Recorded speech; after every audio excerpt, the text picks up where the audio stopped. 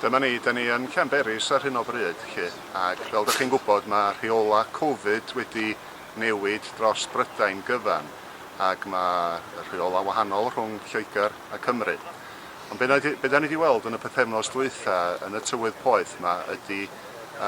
miloedd o bobl yn dŵad i Wynedd i gyd, lle, ac mae yna drafferthion wedi bod efo parcio, ac felly mae Cyngor Gwynedd yn gweithio yn agos efo Parc Cenedlaethol yr Heddlu a werdeiniaid ni'n hunan lle i drio wneud yr lonydd yn saff i bobl Gwynedd. Mae yna achosion wedi bod o pobl yn parcio yn berig ac o ganlyniad o hynny lle mae'r